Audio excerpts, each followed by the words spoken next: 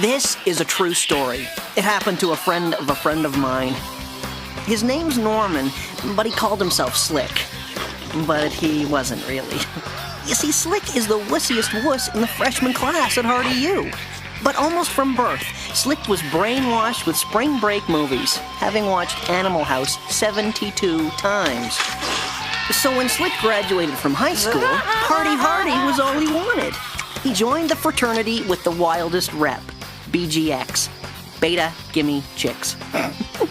He even thought the pledge hazing was cool, the highlight of which was the Panty raid. Slick and 3 other dweeb pledges got decked out in commando gear and set out for the sorority house with the hottest babes.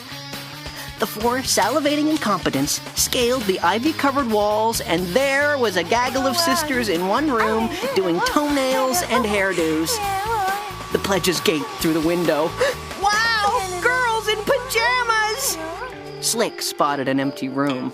The window wasn't locked. Slick slipped in and headed for the dresser.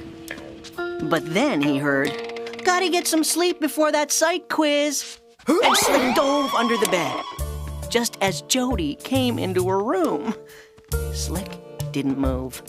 He'd have to wait till Jody fell asleep before he could grab a pair of panties. But it would take an awful lot of patience because Jody was a super A+ student. And even though she had the psych book memorized, she decided to pull an all-nighter. Jody stayed awake and studied. Slick stayed under the bed and was dying. It must have been the corn dogs he ate, or the tortilla chips, or the super salty pretzels, whatever. It was making Slick pretty thirsty. But Jody would have to get up sometime to go to the bathroom. Gorgeous as she was still human. Oh yeah? By 4 a.m., Slick thought the inside of his mouth was lined with sandpaper. He had totally run out of spit. He needed water.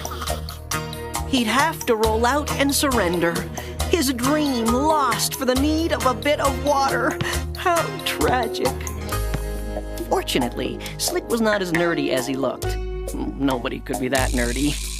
Slick remembered when he was peeping into Jody's room, there was a glass of water on her night table. While she was absorbed in her books, ever so slowly, Slick's hand slid up the side of Jody's bed. Jody reached for a pencil, almost touching Slick's hand. The pencil rolled off the table, and when Jody reached down, Slick put the pencil into her hand. Jody was so into studying, she never noticed.